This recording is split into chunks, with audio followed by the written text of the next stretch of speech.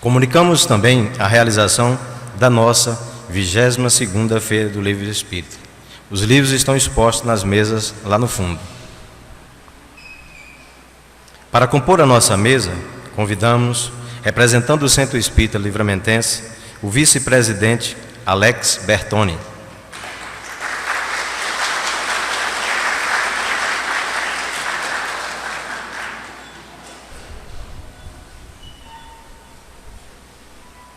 Representando o Centro Espírita, André Luiz Nalva Matias.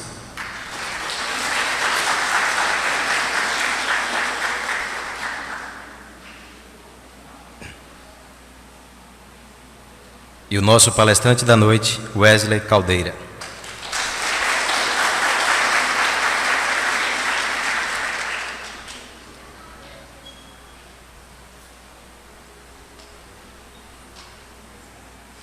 Para a nossa vibração musical, convidamos Joselita Andrade e Aliane Aguiar.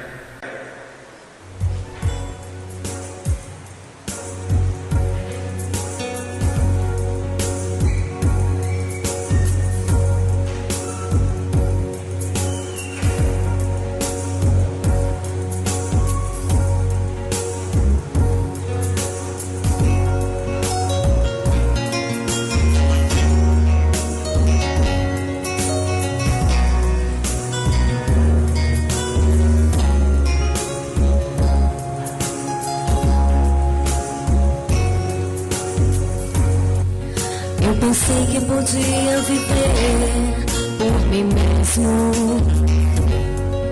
Eu pensei que as coisas do mundo não iriam me derrubar. O orgulho tomou conta do meu ser e o pecado devastou o meu viver. Fui embora de seu pai, dá-me o que é meu, da minha parte que me cabe da herança. Fui pro mundo, gastei tudo, me restou só o pecado. Hoje eu sei que nada é meu, tudo é do Pai, tudo é do Pai. Toda honra e toda glória é dele a vitória alcançada em minha vida. Tudo é do Pai. Se sou fraco e pecador, bem mais forte é o meu Senhor, que me cura por amor. Tudo é do Pai. Toda honra e toda glória é dele a vitória alcançada em minha vida. Tudo é do Pai. Se sou fraco e pecador, bem mais forte o meu Senhor, que me cura por amor.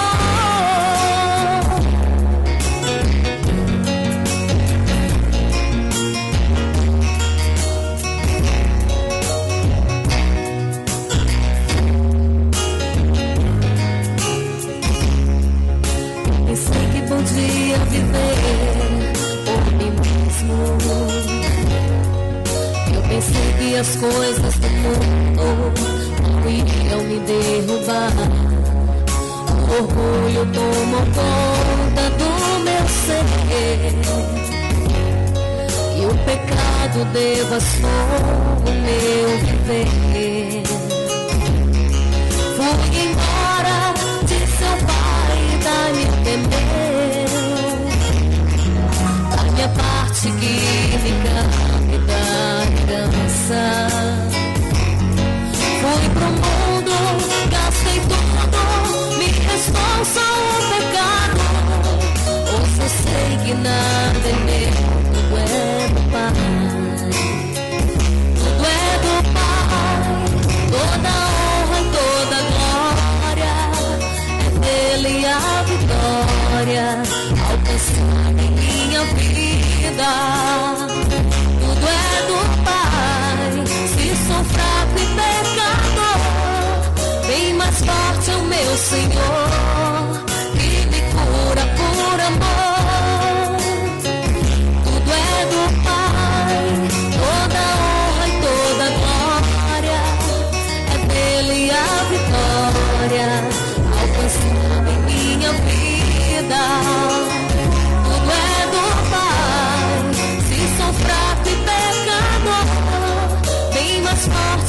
meu Senhor, que me cura por amor.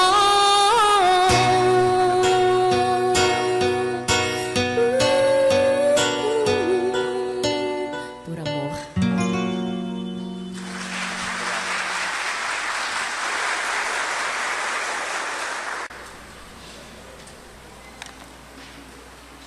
Para a nossa prece inicial, convidamos João Neto.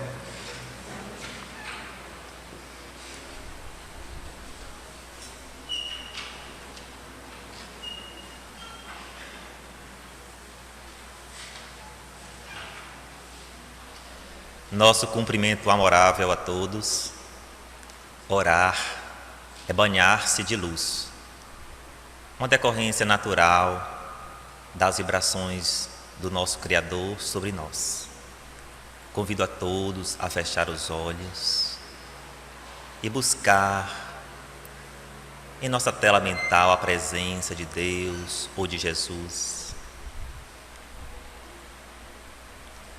Senhor, são dias semelhantes àqueles em que estivestes conosco. A violência, a enfermidade, o estresse. Mas percebemos que no horizonte brilha uma esperança de um novo dia. Sentimos, Senhor, que a Tua força amorosa virará a página destes tempos. Nossos corações se alegram na certeza do Teu comando, recordando o companheiro do caminho de Emaús. Nós te rogamos, Senhor, permaneça conosco, nos envolvendo, nos garantindo luz em nosso caminhar. Que assim seja.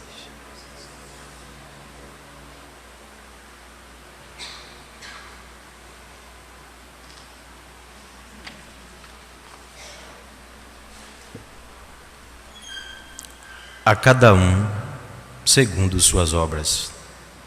Consultai o vosso bom senso, a vossa razão, e perguntai se uma condenação perpétua em consequência de alguns momentos de erro não seria a negação da bondade de Deus, que é, com efeito, a duração da vida, mesmo que fosse de 100 anos, em relação à eternidade.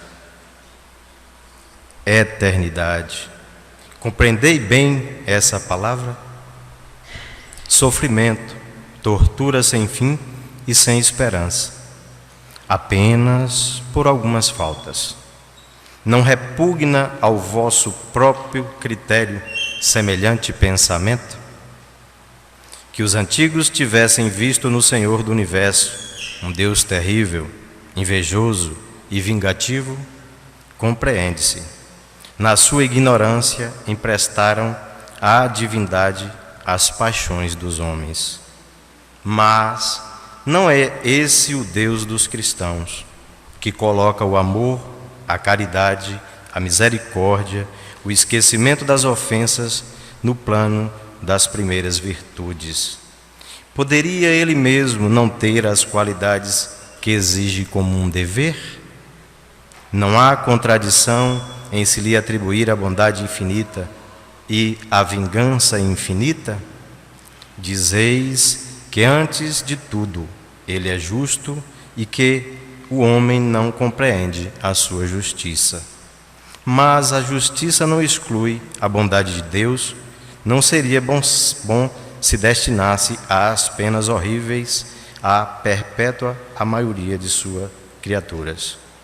Poderia fazer da justiça uma obrigação para seus filhos, se não lhes desse os meios de compreender? Aliás, não é sublime a justiça unida à bondade, que faz a duração das penas depender dos esforços do culpado para melhorar? Nisto se encontra a verdade do preceito, a cada um segundo as suas obras. Santo Agostinho.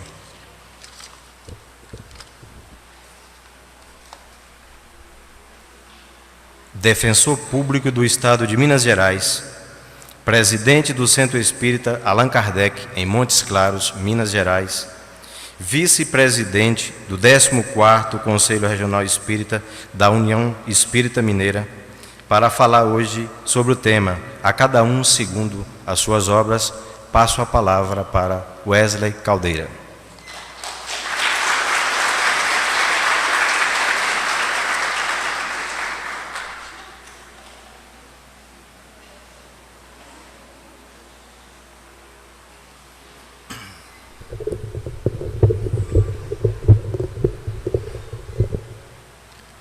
Boa noite a todos, boa noite a todas. Que o Senhor da paz nos conceda a sua paz em todo tempo e em todo lugar. Permitam-me, a princípio, voltar a manifestar minha gratidão pelo convite da comunidade espírita de Livramento, que me traz de volta a esta cidade para o trabalho desta Semana Espírita. É sempre, para todos nós, um grande momento, uma Semana Espírita. É um momento em que a gente apresenta a nossa doutrina amada à comunidade em geral. É um momento de confraternização e, claro, da renovação do aprendizado.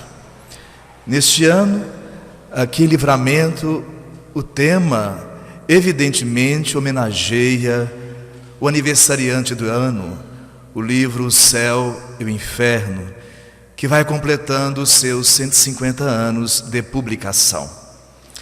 E o tema da nossa palavra de hoje, a cada um segundo as suas obras, é pertinente ao roteiro do livro.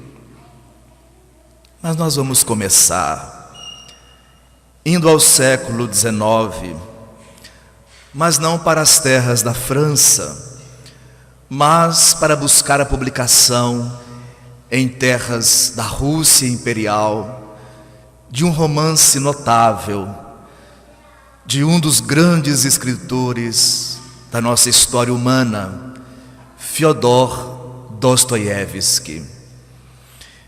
E o romance que vamos comentar em parte é o livro Os Irmãos Karamazov.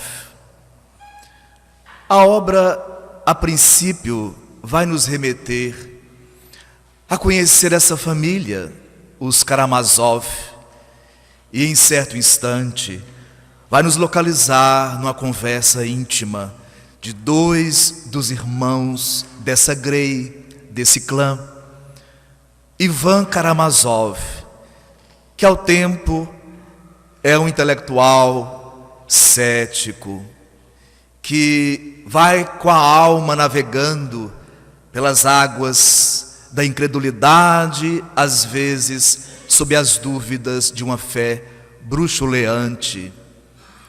E o seu irmão mais novo, Alexei Karamazov, que ao contrário dele é um monge da igreja russa ortodoxa, que estagia no mosteiro local da cidade onde a família Karamazov vai vivendo os dias terrenos. A conversa dos irmãos avança e a certo instante Ivan introduz o seu tema preferencial. Ivan não é bem ateu, ele é uma alma que ainda não amadureceu nas reflexões filosóficas com que engolfou a existência até então.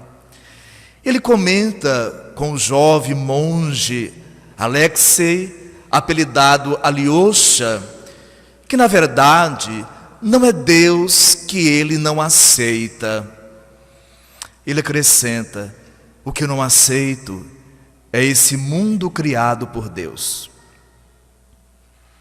Esse mundo é que eu não aceito, nem posso concordar em aceitá-lo.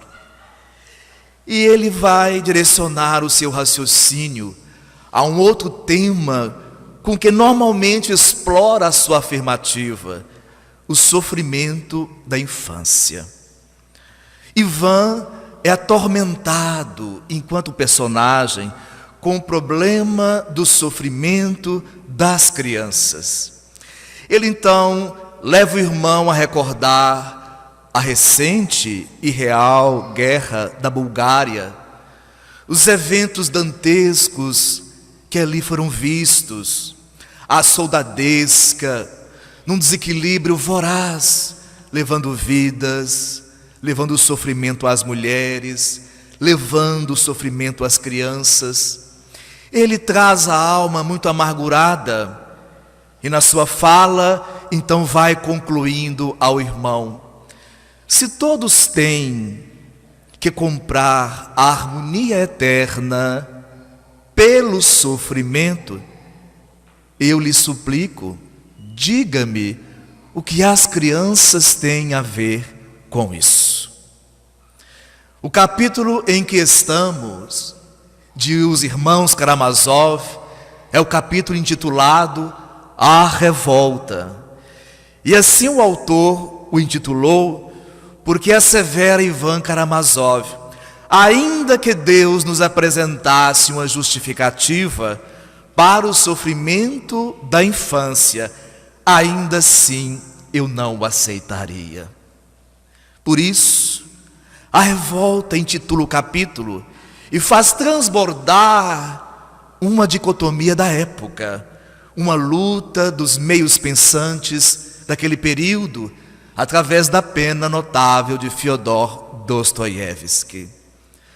Mas se retroagimos mais ou menos a 6 séculos antes de Cristo e procuramos um livro muito importante da Bíblia, o livro de Jó, nesse tratado sobre a dor e o sofrimento humanos, vamos encontrar o autor da tese apresentando Jó como um homem bom, um homem devotado às coisas da retidão, um pai de família e um cidadão operoso, para o qual a inveja, o ciúme ou a tentação de Satanás se volta, e Satanás procura Deus. Até aí, na Bíblia, o diabo ou o opositor nada pode sem a concordância do Senhor da eternidade. Ele vai protestar a Deus sobre essa fidelidade de Jó, para dizer: Jó é fiel, obviamente, Jó tem família, Jó tem rebanhos, Jó tem dignidade social, retirai de Jó tudo o que agraciaste a ele, e nós veremos a verdadeira natureza de Jó. E o Senhor da eternidade concorda, desde que Satã não toque na vida de Jó. Ele, em contrapartida, assassina os 10 filhos de Jó, destrói-lhe os rebanhos, fere-lhe a esposa mortalmente e enxameia o corpo de Jó de moléstias. Para o mundo hebraico antigo, Deus, assim como pensará mais tarde os calvinistas, premia o bem e o mal na própria vida terrestre. Então, os concidadãos de Jó entendem que Jó é pecador, um pecador às ocultas, cujos crimes ignoramos, mas a prova dos seus males está em sua própria vida e em seu próprio corpo. No capítulo 13 do livro de Jó, então, assim, ferido, machucado, a alma angustiada do antigo hebreu se volta ao céu, e como Ivan Karamazov também tem o seu momento de revolta, o seu momento de rebelião, e ele grita a Deus: quantos pecados e faltas tenho eu, notifica-me a minha transgressão e o meu pecado. Todos os capítulos subsequentes de Jó é uma tentativa dessa personagem de compreender a si e o seu destino.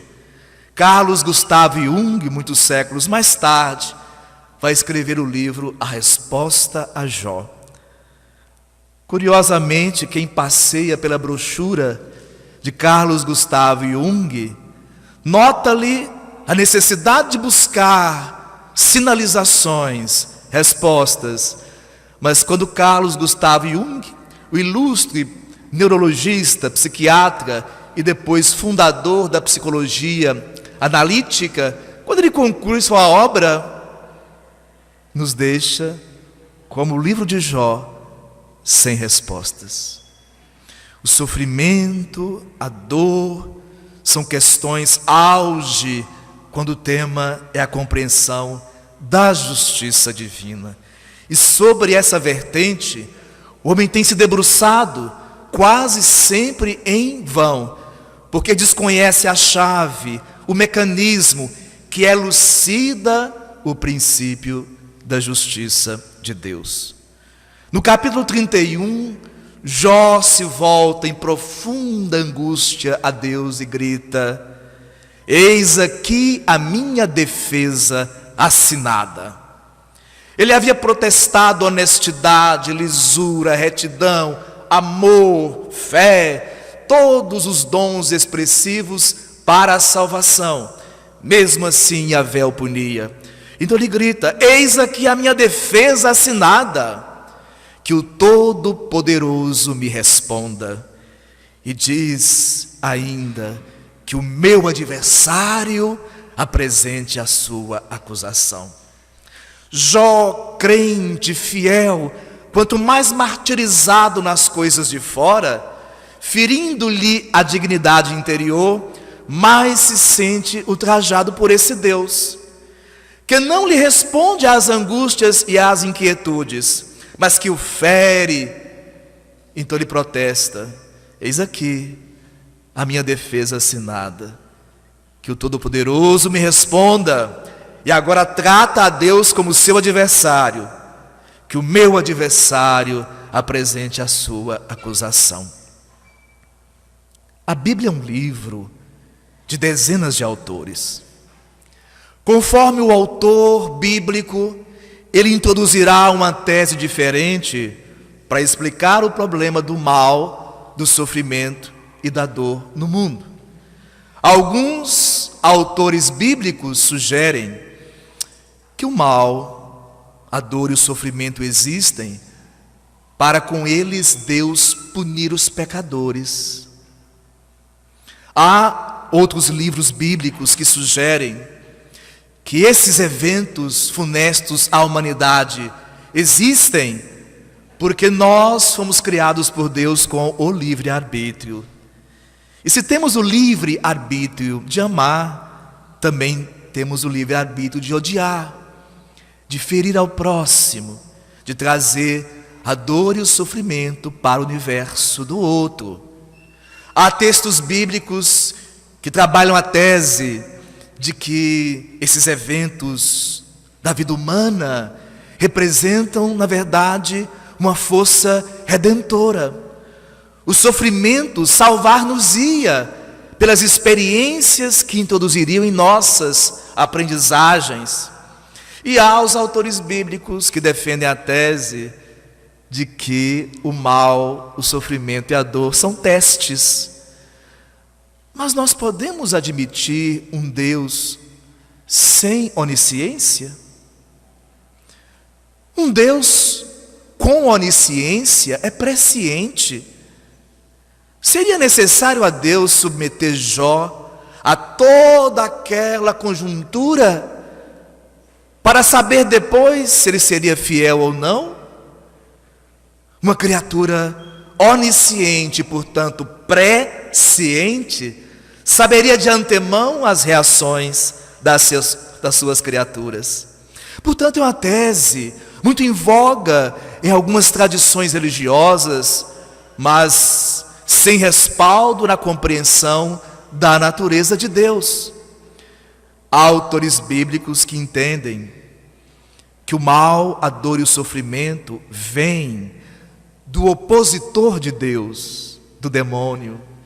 Quando a criatura quer obedecer a Deus, Satanás intervém para forçar a criatura a odiar a Deus, através do mal que sofre, da dor que experimenta, do sofrimento que carregue. E inclusive na Bíblia há um autor, o autor do Eclesiástico, que defende que o mal, o sofrimento, a dor não tem explicação. É um mistério. E o autor do Eclesiástico acrescenta: o ser humano não tem o direito de questionar a Deus sobre isso. Vejamos a diversidade de compreensões no mesmo livro, que, portanto, não pode representar a palavra literal de Deus, mas o sentimento dos seus autores por Deus, as escolas de estudos acerca de Deus em tempos variados, condensados em livros, que o mundo hebreu compilou, reuniu e publicou perto de 6 séculos antes de Jesus, e que os cristãos complementaram com o Novo Testamento e o seu códice no 3º século depois de Jesus. A justiça divina, o problema do mal, do sofrimento e da dor, do destino, são questões nevrálgicas. Nenhuma criatura, nenhum de nós deveria fazer esse périplo existencial pela jornada humana sem investigar a fundo. Me ocorre o livro Ação e Reação do Espírito André Luiz, onde um mentor de alta hierarquia espiritual, Druso, que dirige uma vasta organização de socorro, de amparo a espíritos em sofrimento e desequilíbrio nas regiões purgatoriais, a certa altura ele confessa que ele ainda estuda a justiça divina à luz da causa e efeito, mesmo depois de transpor os umbrais da morte, mesmo depois de ascender vigorosamente na escala evolutiva, ainda lhe sobram perquirições que ele busca entender e compreender à luz do amor de Deus, do poder de Deus. A filosofia humana, por quantos séculos tem debatido isso? O que levou a formosa filosofia grega a derivar para uma vida prática, utilitária, esquecendo os grandes porquês, depois de um Aristóteles? A incapacidade de explicar o problema do mal, da dor e do sofrimento, dizem os filósofos. No século XVIII, um desses grandes da filosofia, Leibniz, da atual Suíça, escreveu um livro formidável que ele chamou Teodiceia. A palavra é interessante. Theo é Deus, e de kaios no grego é justiça. A Teodiceia é um campo do pensamento que se preocupa em responder ao seguinte problema lógico: como essas 3 afirmativas podem ser simultaneamente verdadeiras? Primeira, Deus é todo-poderoso. Segunda, Deus é todo amor. Terceira, existe sofrimento. Como essas 3 afirmativas podem ser igualmente verdadeiras? É recordar o dilema de Epicuro da antiguidade grega. Deus quer impedir o sofrimento, mas não é capaz. Então ele é impotente. Deus quer e pode impedir o sofrimento, mas não faz. Então ele é malévolo? Deus pode e quer impedir o sofrimento. Então, de onde vem o sofrimento? Pedro Leopoldo, a pequenina cidade a 30 quilômetros de Belo Horizonte, repousava em dias muito tranquilos.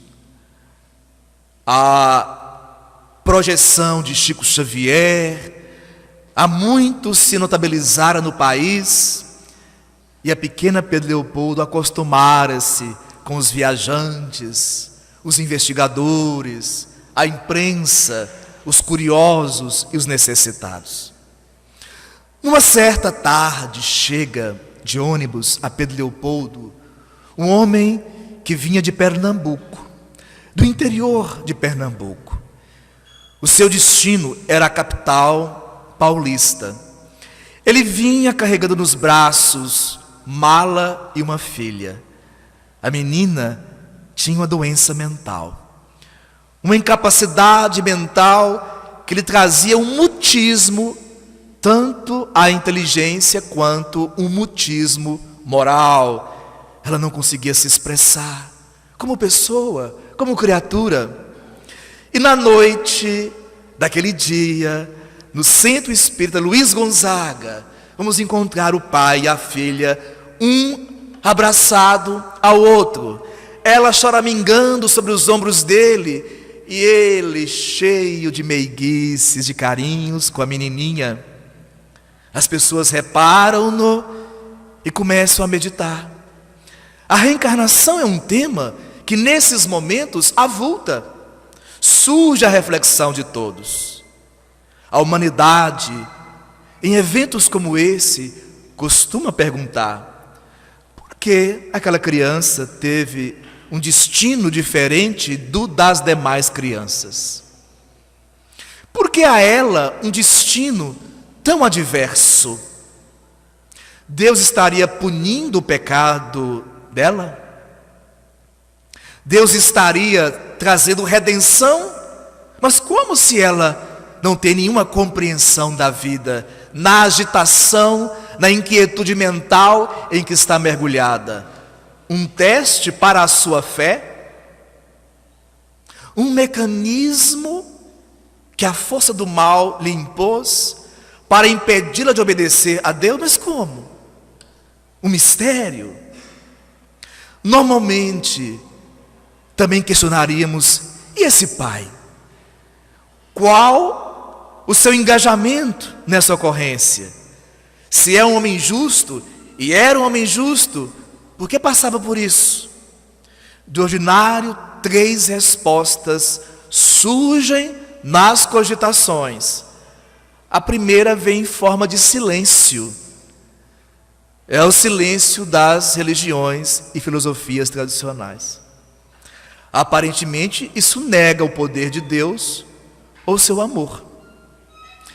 Outra resposta é o materialismo, que sugere que essas ocorrências estão regidas por uma lei maquiavélica, a lei do acaso. A menina porta uma anomalia genética, é um produto teratológico da união do casal que lhe engendra a vida. Mas no tempo de Jesus, o mestre passava pela Porta Formosa, numa certa manhã, em Jerusalém. E ali, um apóstolo questiona-o: Senhor, quem pecou para que ele nascesse cego? E aponta o nado cego, o nascido cego, ele ou seus pais? Notemos que são 2 sistemas filosóficos que reinavam na intelectualidade judaica. Um propunha que os filhos respondem pelas iniquidades dos pais até a 3ª e 4ª geração. E alguns diziam que era a própria alma a responsável pelo sofrimento que trazia. É o que dizia, por exemplo, o judeu filósofo Filon, que morava em Alexandria e defendia a proposta reencarnacionista. de Platão, porque é um neoplatonista.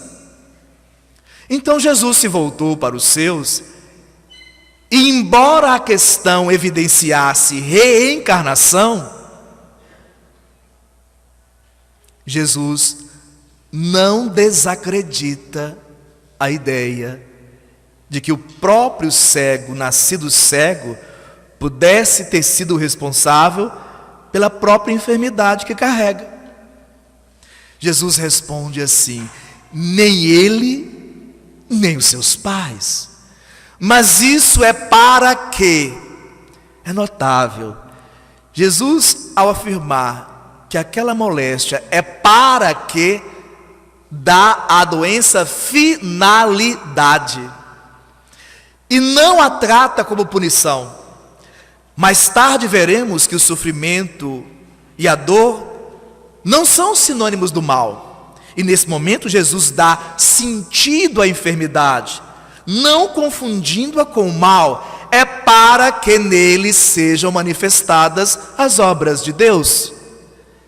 Aquele espírito propusera-se a uma reencarnação de exemplificação da dor, em exemplos de resignação, na suportação da dor.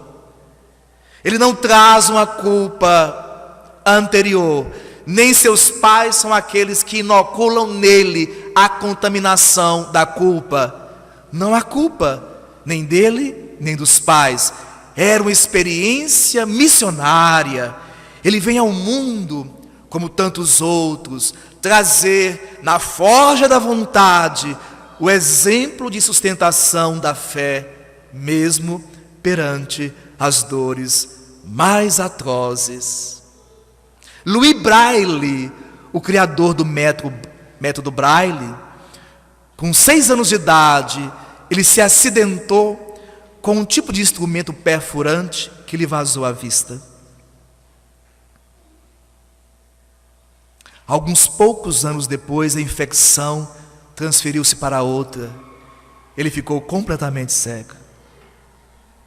Com os anos, a sua vontade de dar luz aos cegos o inspirou a compor o método Braille, que hoje, disseminado no planeta, dá luz da compreensão, da reflexão a milhões de cegos no mundo. São almas missionárias que admitem ocorrências dessa natureza, porque transformam a dor em redes de salvação aos outros. O nado cego era dessa estirpe espiritual. Jesus, embora a questão evidenciasse a reencarnação, não desacredita a tese. Semanas depois, está o Cristo viajando para a Cesareia de Filipe, não a Cesareia do mar Mediterrâneo, a Cesareia marítima, onde morava Pôncio Pilatos, o pretor de Roma na Palestina. Era uma Cesareia do interior da Palestina. A caminho, a certo momento, Jesus interrompe os seus e aparentemente do nada, ele questiona: quem dizem os homens que é este homem? Ele não pergunta aos apóstolos: o que as pessoas dizem que sou eu? O que sou eu? Ele quer saber, na opinião dos apóstolos, o que as criaturas cogitavam sobre quem era ele, a sua identidade. Os apóstolos respondem naturalmente. Alguns dizem que tu és Elias, já falecido. Outros que tu és Jeremias, ou algum dos grandes profetas, todos falecidos. A questão também evidencia a reencarnação. Jesus não a desautoriza, mas pergunta para Pedro: e tu, que dizes? Senhor, tu és o Filho do Deus vivo. E Jesus exulta pelo amigo: Simão, em verdade, não foi carne nem sangue que te revelaram, mas foi o nosso Pai que está nos céus. Jesus abençoa a mediunidade inspirada do apóstolo, e quantas vezes vai titubear, oscilando para os caminhos da dúvida ou da violência. Então, quando aquela criança é vista agitada nos ombros paternos em Pedro Leopoldo, as pessoas naturalmente se puseram a pensar em reencarnação. Abriu-se o livro dos Espíritos. Não é assim que fazemos nos nossos estudos das obras básicas? Às terças-feiras, na minha casa espírita, eu coordeno um grupo de estudos sobre o livro dos Espíritos, em conjugação com o livro dos Médiuns. E nós também abrimos o livro sequencialmente. Para aquela noite, o livro foi aberto aleatoriamente. Mas quantas vezes os benfeitores afirmam: não há aleatoriedade, nada é casual, tudo é causal. Um livro não se abre por casualidade. Irmãos da espiritualidade nos ajudam, inspiram magneticamente, nos ligando pelas vibrações da necessidade ao livro. A vida então nos projeta a página da nossa necessidade. Abriu-se o livro dos Espíritos, a questão 371. E qual o seu tema? O idiotismo. Um modo como no século XIX se chamava a oligofrenia, os estados de retardamento mental, déficit intelectual. Lida, comentada a resposta. Então, Emmanuel, já isso não acontece na nossa reunião de estudos em Montes Claros. Já pensou? Se de quando em quando Emmanuel passasse por lá, para, pela psicofonia de um médium, deixar algumas palavras sobre a reencarnação. Bom, isso lá em Montes Claros não tem. Ele faz um comentário exortativo em torno da reencarnação. E depois deixa o médium de Pedro Leopoldo aos cuidados de um ilustre professor brasileiro já desencarnado, que lecionou no Colégio Pedro II, no Rio de Janeiro, no período imperial. Silva Ramos toma o mecanismo mediúnico e começa a lavrar um poema que ele intitula Vinculação Redentora. E começa nos seus versos a dizer-nos: o fidalgo, ao partir, diz à jovem senhora: tu és meu, tu és minha, eu sou teu, espera-me, querida. Às vezes a gente já fez esse tipo de promessa, né? A gente plantou essa esperança. O nobre vai viajar, aproxima-se da criatura amada e lhe promete retorno. Espera-me, querida. Mais longe ergue outro lar, vence, altera-se. Normalmente falta-nos maturidade para as vitórias no mundo. Quando elas vêm, nós vamos na direção, em contramarcha às metas do Espírito. Ele vence, altera-se e olvida, e a esquece. E ela afoga em suicídio a mágoa que a devora. Adivinharam? Falece o castelão, vê a noiva esquecida. Desencarnada e aflita é uma sombra que chora. Ele pede outro berço e quer trazê-la agora, em braços paternais, ao campo de outra vida. O século avançou. Ele-os de novo em cena, ele o progenitor, ela a filha pequena, a crescer retardada, abatida, insegura, e hoje ele em tudo é sempre o doce pajem dela. E a noiva de outro tempo é a filha triste e bela, agarrada ao pai nos traumas da loucura. Os versos de Silva Ramos são brilhantes. Nesse lance poético, ele desvenda, ele esclarece o princípio e a mecânica da reencarnação. A noiva perdida na mágoa se entrega à fuga nociva do suicídio. Desencarnada é aquilo que disse o poema: a sombra aflita, o fidalgo, o castelão, o vitorioso do mundo se arrepende e quer trazê-la em seus braços de pai.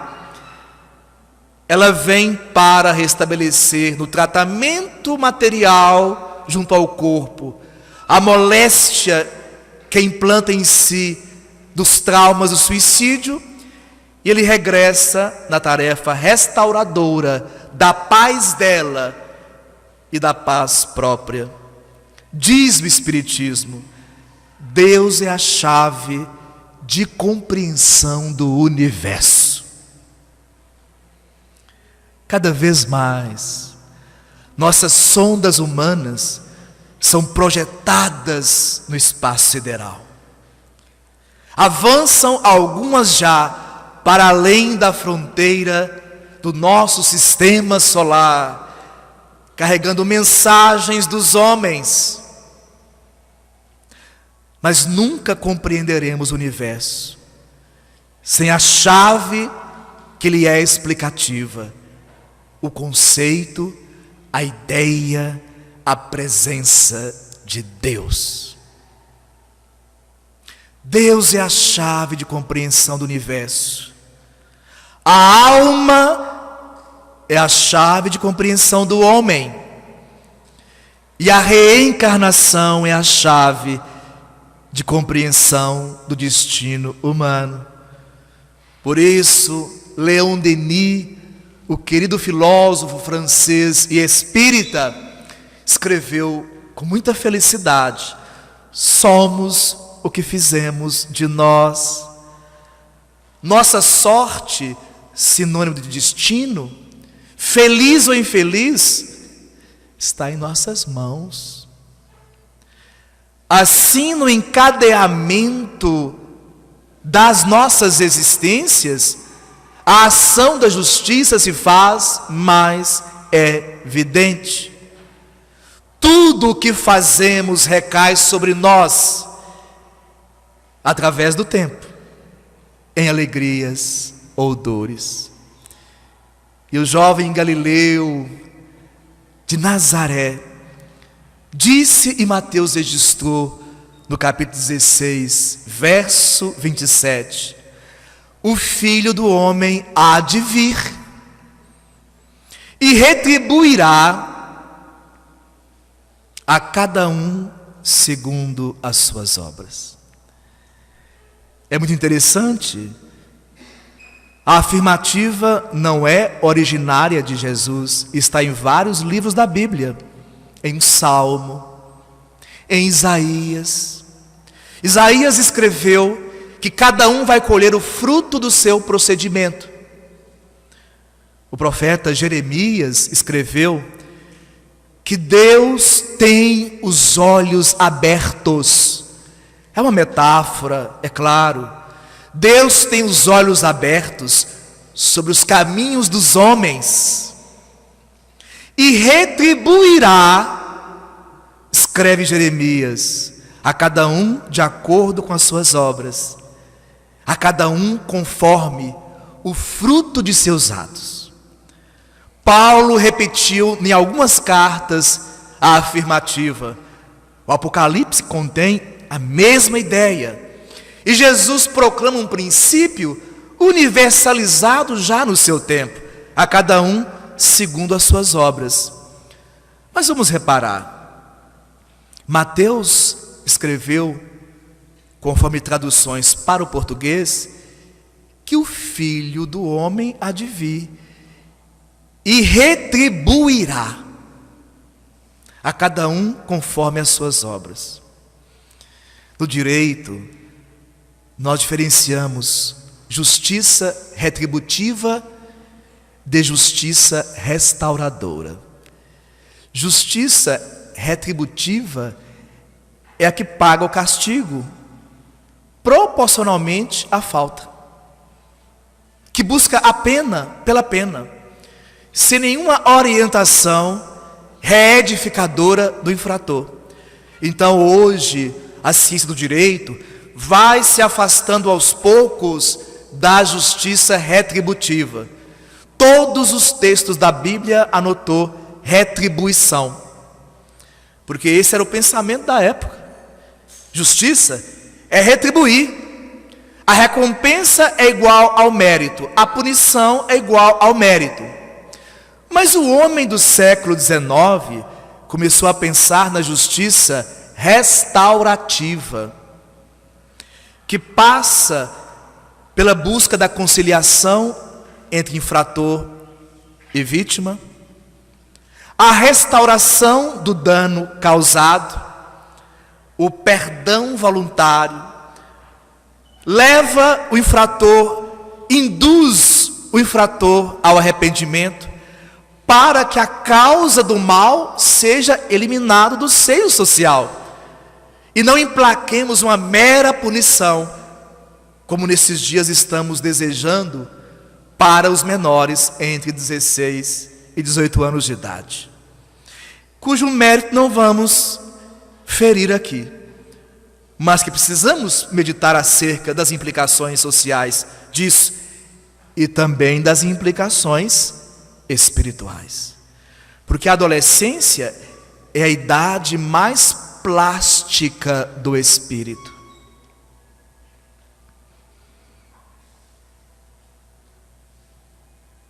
É aquela onde se faz mais maleável diante do aprendizado da infância e do futuro. Ele está aberto. Edgar Morin, num livro notável, até parece que leu o Espiritismo. Ele diz que em horas como a nossa, no planeta, surgem comumente uma via que passa por muito tempo ignorada, apresentando uma nova estrada. Mas Edgar Morin é um dos maiores intelectuais do planeta, um pedagogista famoso, festejado no planeta, e propõe que deve existir no mundo uma nova ideia capaz de nos salvar desse holocausto social em que os países vão passando. E ele lembra, hoje na França, o livro é de 2011, publicação brasileira, a primeira causa de morte dos 25 aos 44 anos de idade é o suicídio. Meus amigos, uma nação intelectualmente poderosa, socialmente avançada, com tesouros seculares, guardados da pilhagem de outros povos, para cada morte que ocorre entre os 25 e 44 anos, a primeira possibilidade é o suicídio. Entre os 15 e 24 anos, a segunda causa de morte na França é o suicídio. Dos 15 aos 44, o suicídio comanda hoje na França o processo de causa-mortes. Então ele crê que deve haver uma terceira via a essas que estamos habituados: espiritualismo tradicional e materialismo tradicional. O Espiritismo, para nós, é o consolador prometido. É essa via nova que vai desapercebida e aos poucos se anunciando no mundo. Era muito importante, no tempo de Jesus, que Jesus trabalhasse a questão da retribuição. Embora o texto em português diga retribuição, No texto em grego, nós encontramos a palavra restituição. Vocês não acham que é diferente? Retribuirá a cada um segundo as suas obras. Devolve? Não. Castiga, impõe. Restituirá a cada um segundo as suas obras. A pessoa fez e o que fez volta para si. A pessoa realizou e o que realizou, a vida devolve para ela. Jesus disse: restituirá e não retribuirá. O céu e o inferno, nessa linha de compreensão de que o que fazemos à vida nos é restituído, afirma na lei de reabilitação moral, outro nome que Kardec dá ao Código Penal da vida futura, que todo sofrimento se origina das imperfeições da alma. Todo sofrimento se origina das imperfeições da alma. Vale recordar o Livro dos Espíritos, questão 975. A alma sofre por todo o mal que praticou, por todo o mal que deu causa voluntariamente, por todo o bem que poderia ter feito e não fez. E a alma sofre, por fim, por uma quarta razão, por todo o mal que resulte de não ter feito bem. Que coisa! A alma sofre pelo mal que pratica, que dá causa voluntariamente, ainda que não queira o resultado, pelo bem que não fez e pelo mal que resulta de não ter feito bem. São essas imperfeições que trazem o sofrimento. O sofrimento é um efeito. Dura em nossas vidas enquanto durar a causa. Anulada a causa, cessam os sofrimentos. Escreve Kardec. Porque Deus é todo poderoso, é todo amor. E anulada a causa, a sua lei impõe cessar a consequência. Porque Ele quer a restauração do culpado, a sua salvação, e não a pena pela pena, o castigo, a retribuição, conforme lei de Talião, que a antiguidade proclamava. Escreve Kardec: o futuro das almas é aberto. Quando persistimos com a causa que nos leva a praticar o mal, a dar causa voluntária ao mal, a não praticar o bem e a suportar a responsabilidade do mal que se origine do não ter feito o bem, nós podemos responder expiatoriamente. Uma expiação é como a consequência natural do ato.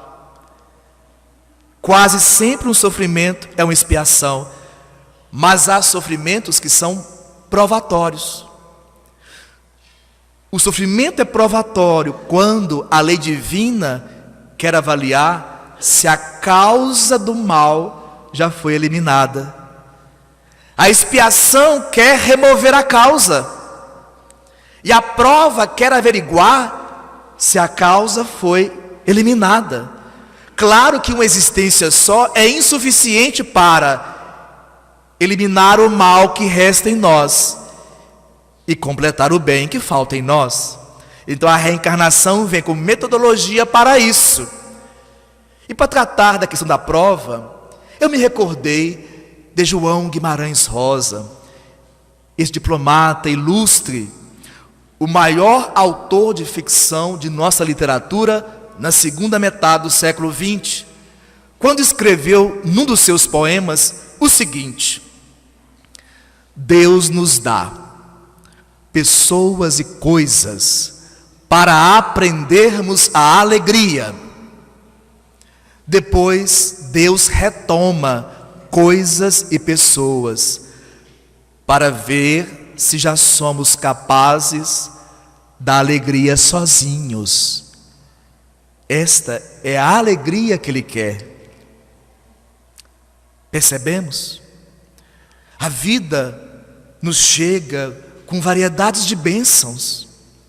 Para o aprendizado, Deus nos dá pessoas e coisas. Mas o móvel da vida humana não é estar com pessoas e ter coisas. É crescer, é progredir, é amar em busca de plenitude, é conhecer em busca de sabedoria. Então, em certos momentos, Deus nos projeta uma prova de aferição e afasta coisas e pessoas para ver se a gente sabe ser feliz sozinho. Quase sempre nessas provas a gente tira nota baixa.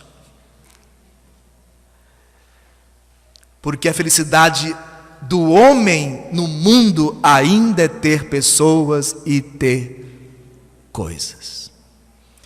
E não ser. Essa é a virtude que Deus quer. Que a criatura aprenda a ser. Por isso faz da criatura herdeira de suas próprias obras.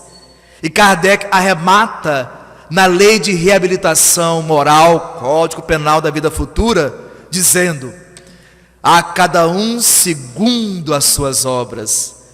Tal é a lei e a justiça de Deus. Às vezes, nós despertamos para isso num tempo da vida que já foi um posterior a uma porção de enganos, desajustes e dores que semeamos.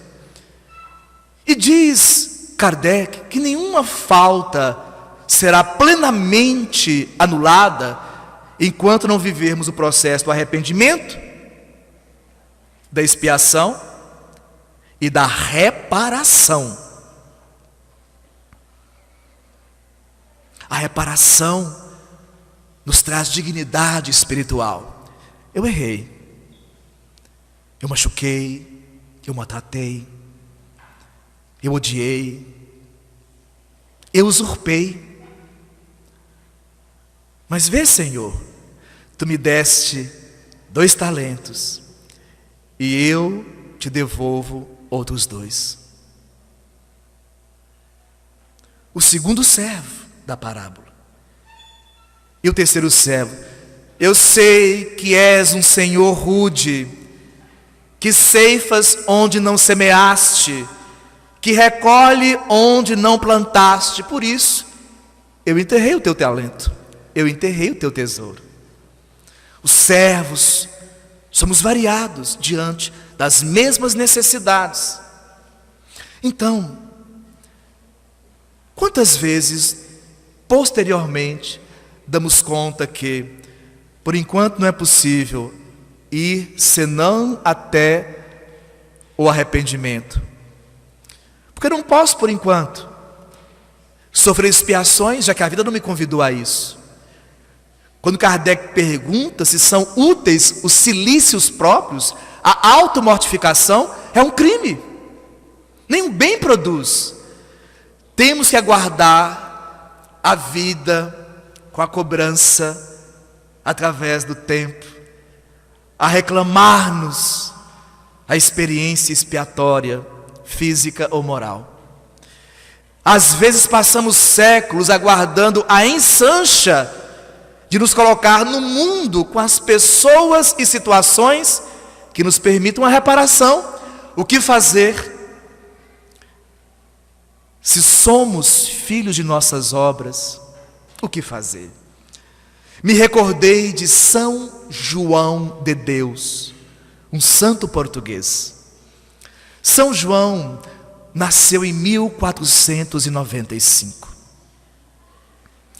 Numa aldeia chamada Monte Novo Maior, perto da província de Évora, Portugal. Nasceu num lar muito querido. Seu André, Dona Teresa o amavam expressivamente. Era filho único. E o casal, muito devoto, hospitaleiro, de quando em quando passava um religioso pela fazenda, dava abrigo ao religioso. Numa dessas vezes chegou à fazenda do seu André e Dona Teresa, lá em Évora, no Monte Novo Maior, um sacerdote que ia para Madrid. Esse sacerdote católico tanto festejou Madrid, tanto falou das belezas de Madrid, que João Cidade, o nome de São João de Deus, ficou encantado. De madrugada, com 8 aninhos de idade, fugiu e abandonou os pais. Seguiu à distância o sacerdote, se revelou a ele mais tarde, viajou em companhia de mendigos, saltimbancos, e por fim a caridade em terras de Espanha o socorreu, através do administrador de rebanhos, do conde de Oropesa.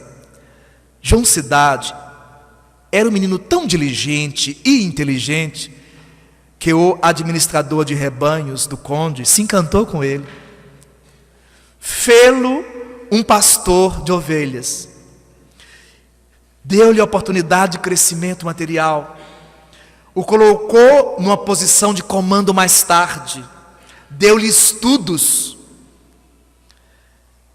e mais tarde quis fazê-lo seu genro.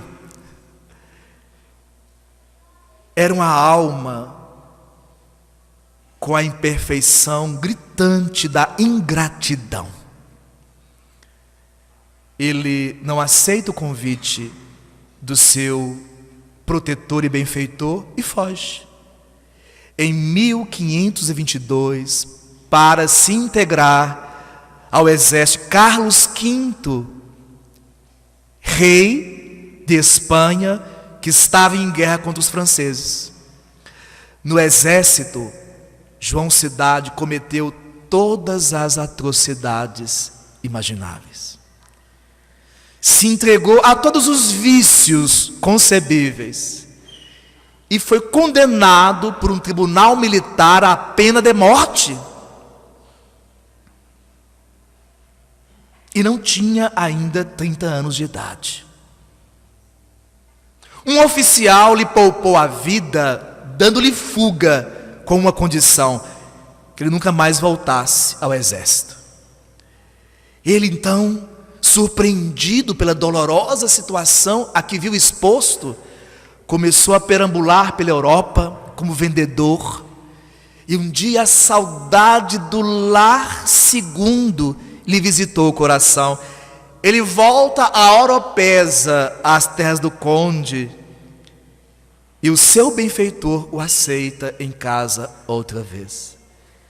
Passa um tempo, ele se enfastia. Carlos V está em guerra de novo contra os turcos. É o ano de 1532. Ele vai à guerra, entregar-se aos vícios e às atrocidades. Às vezes a gente pergunta assim: como pode um criminoso entrar numa casa de família à noite, munir-se de uma arma, render um jovem, uma senhora, estuprar a criatura, levar os bens, matar um pai de família? Como pode? Até o século XIX, o soldado no exército tinha direito aos tributos de guerra. Vencida a cidade, a vila, a aldeia, podiam entrar e se apropriar dos tesouros menores.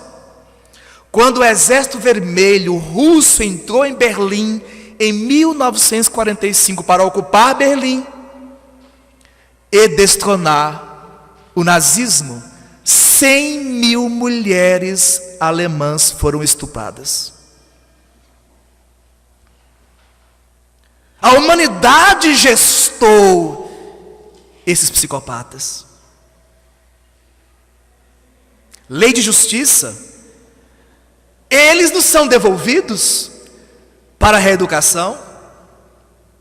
treinamos facínoras de baionetas, de espadas e espingardas. Hoje os treinamos com alta tecnologia para matarem à distância. E a reencarnação nos devolve, porque o Filho do Homem há de vir. O reino de Deus na terra há de vir. E retribuirá, não, restituirá a cada um de acordo com as suas obras. Ele deixa o exército e tem saudade do primeiro lar. Em mundo novo maior, volta quase 30 anos mais tarde à casa de seu pai, de sua mãe, sem saber o que encontraria. Ninguém o reconhece, ninguém sabe quem é. Agora as pessoas chamavam ele na Espanha de João de Deus, porque ninguém lhe conhecia a origem. Em Évora, ele é ignorado. Quando se apresenta um vizinho de fazenda, o vizinho lamenta: tua mãe morreu 15 dias depois de sua partida.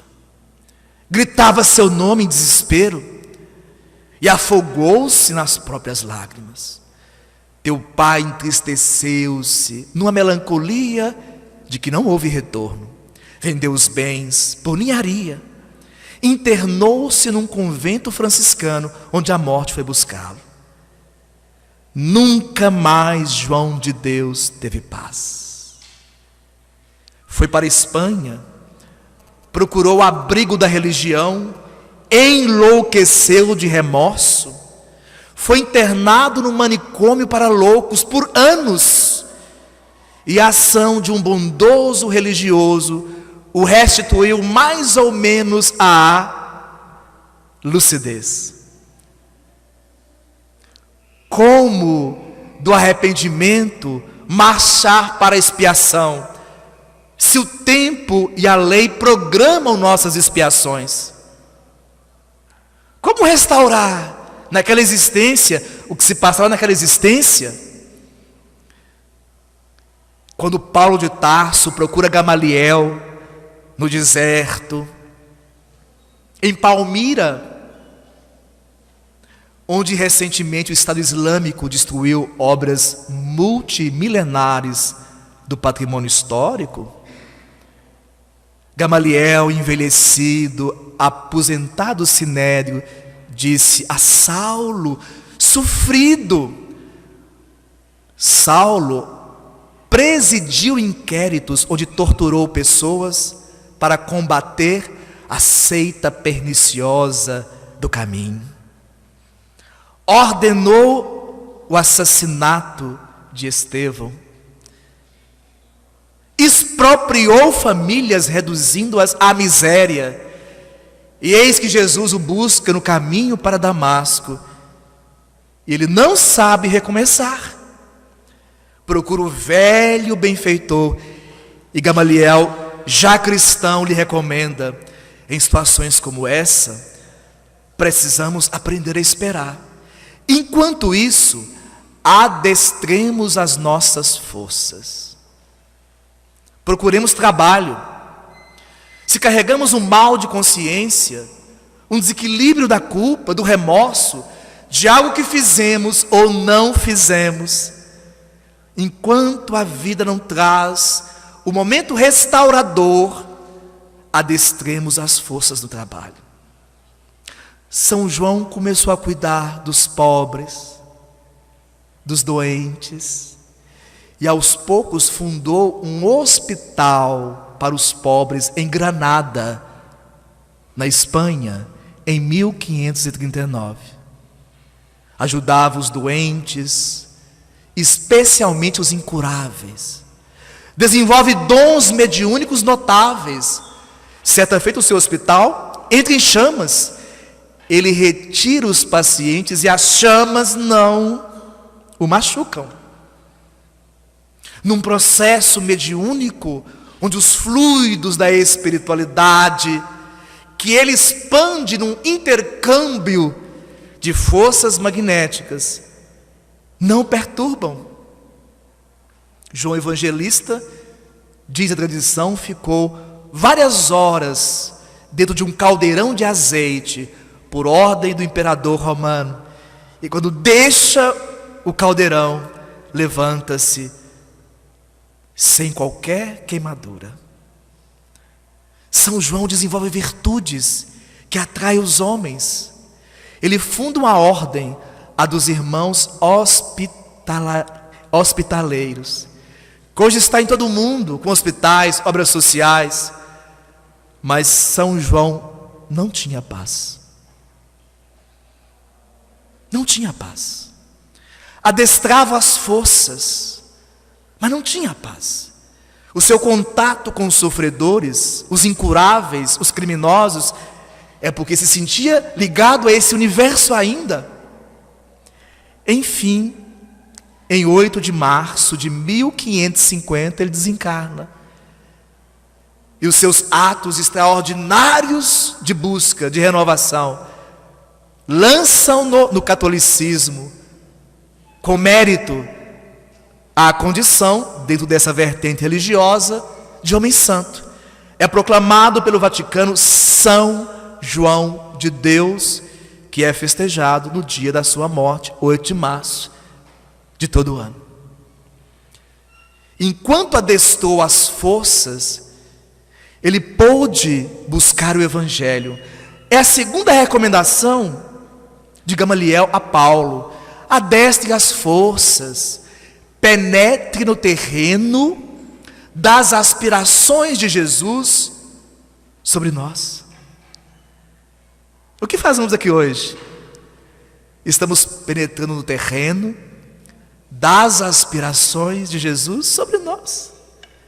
As casas espíritas, os cultos protestantes, as reuniões católicas, os grupos de oração, onde o bem se levanta como prece, reúne-se em torno almas em busca desse terreno sobre as aspirações de Jesus sobre nós. Acrescentou Gamaliel: simplifique a vida, porque alma arrependida não é caprichosa. E como costumamos ser caprichosos apesar do conhecimento de nossas imperfeições. Como há capricho na alma humana, até para esperar a expiação e a reparação, nós somos caprichosos. Entramos na casa espírita, engajamos numa tarefa, qualquer coisinha estamos molestados, ofendidos, desrespeitados.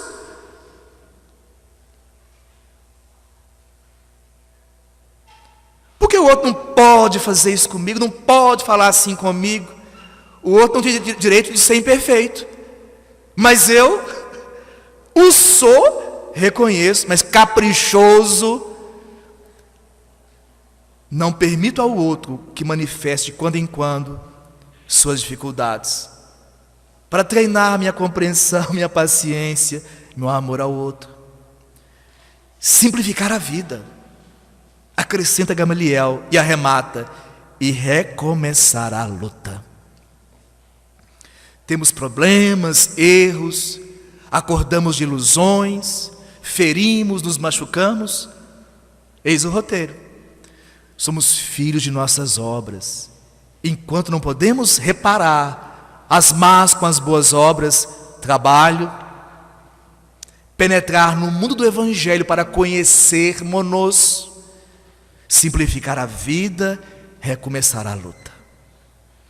São João terminou os dias terrestres com muita dor, mas já sereno, sofrido de um sofrimento suportável, para que a reencarnação o habilitasse à expiação e à reparação.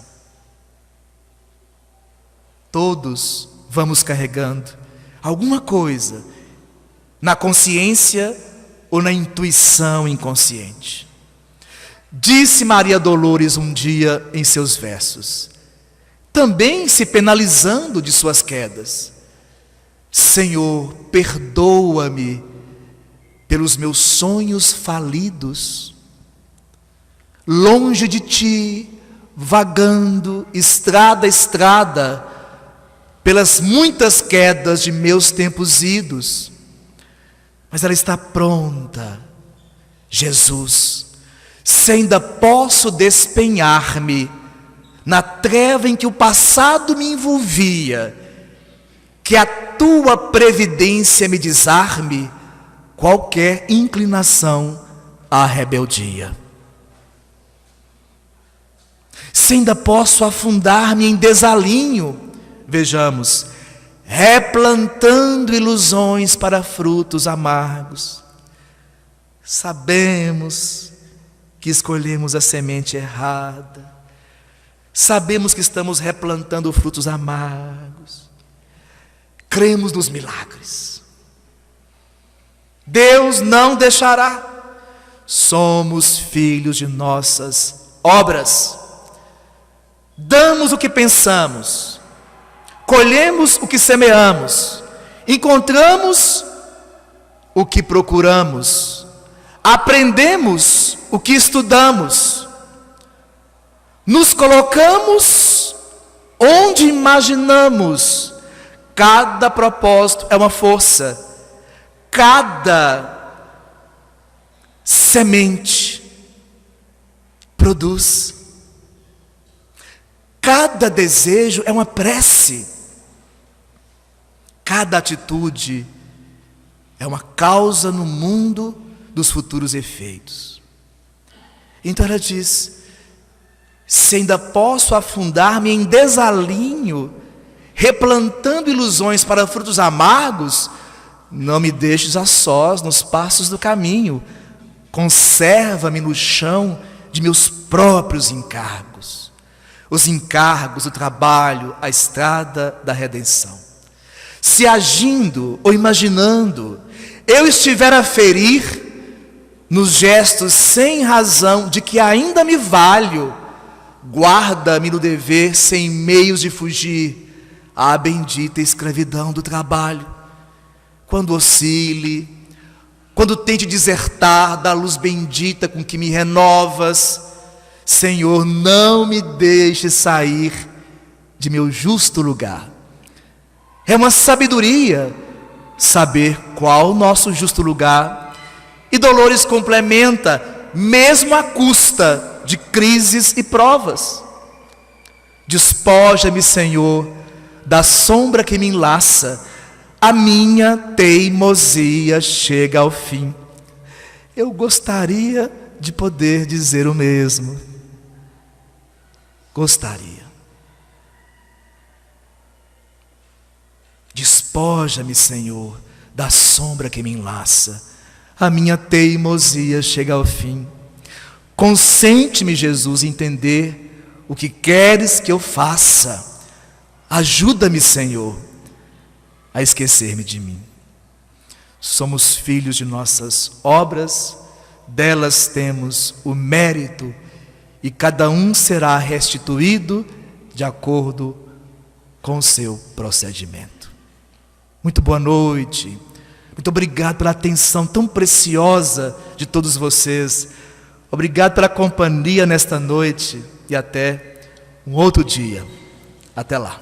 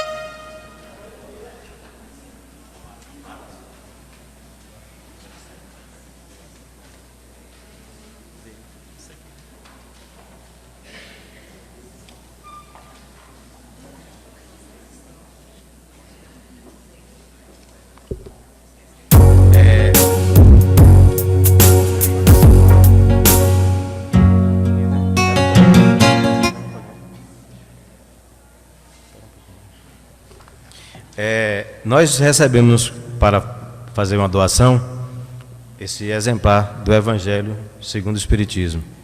A pessoa que recebeu a mensagem de número 33 vai recebê-lo de presente. As mensagens que foram entregues, 33. Temos lá.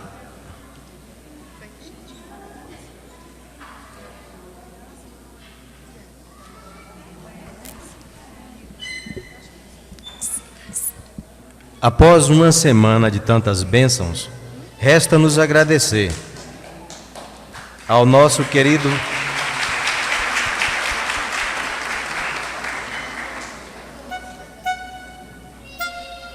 Após uma semana de tantas bênçãos, resta-nos agradecer ao nosso querido amigo Wesley Caldeira nossa sincera gratidão pelo belo trabalho realizado, aos amigos e amigas, aos nossos patrocinadores, pela valiosa colaboração, que Jesus os abençoe sempre, aos trabalhadores pela dedicação e carinho com que laboraram na divulgação da doutrina espírita, a paróquia de Livramento, na pessoa do Padre Ademário, por nos ceder esse maravilhoso espaço, os nossos agradecimentos.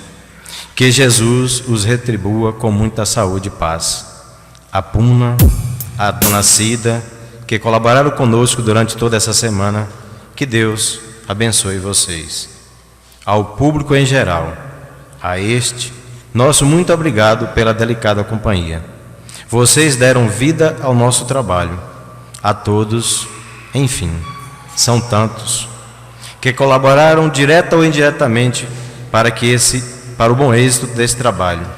E por fim, obrigado a Deus, nosso bondoso Criador, que Ele possa conceder a todos nós muita saúde e muita paz. Encerraremos agora a atividade da noite com a vibração musical final, com Aliane e Joselita Andrade e os trabalhadores espíritas.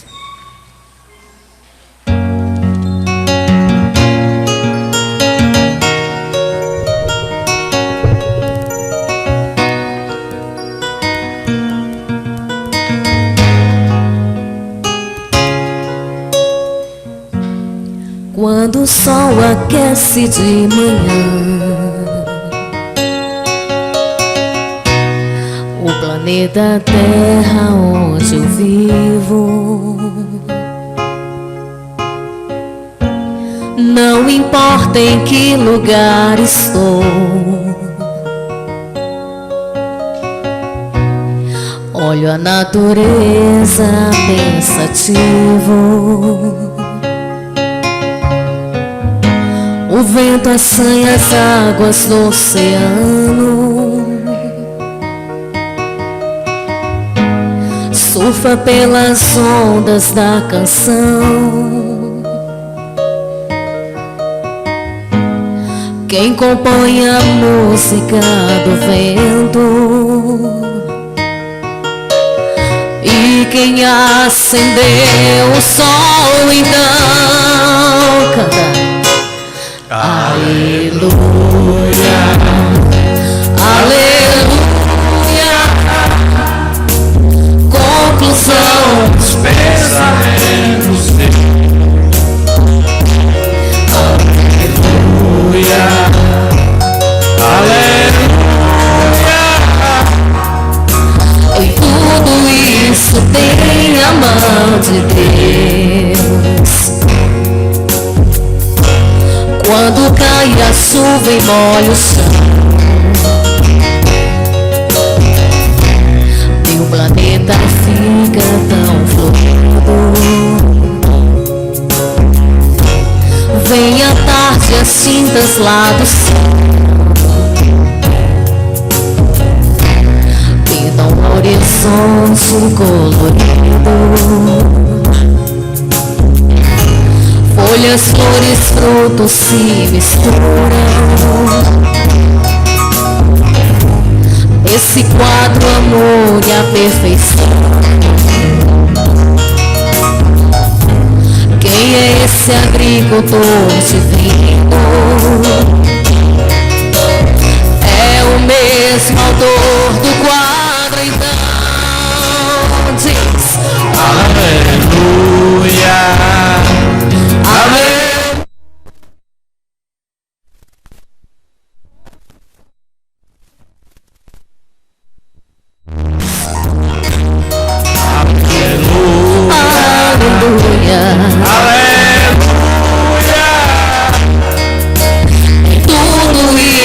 tem a mão de Deus.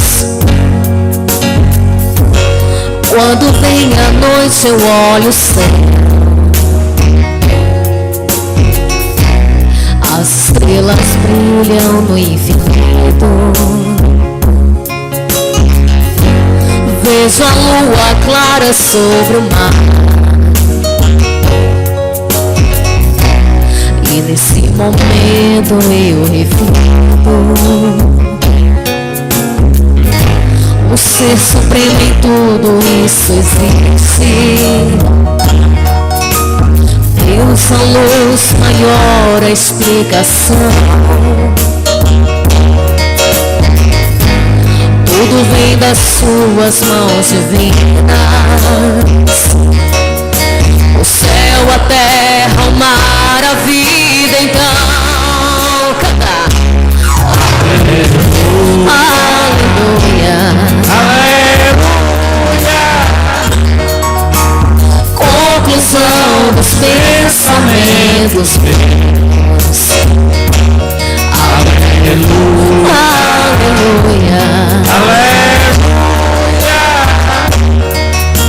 Em tudo isso tem a mão de Deus. Aleluia, aleluia.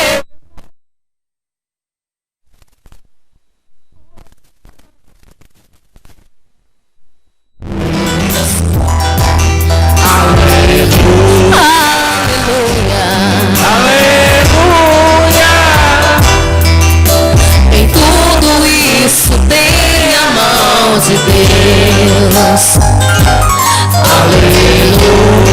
aleluia, aleluia. Conclusão dos pensamentos meus.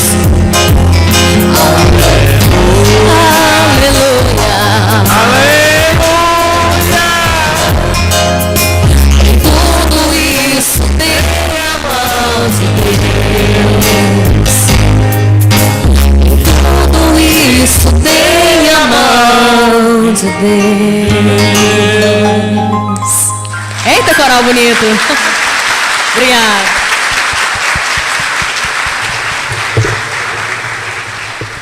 Nós agradecemos a Aliane e ao Joselito Andrade, e que cada um possa levar aos seus lares vibrações divinas, que Jesus os acompanhe aos seus lares. Tenham todos uma boa noite e até o próximo ano, se assim Deus permitir. Muito obrigado.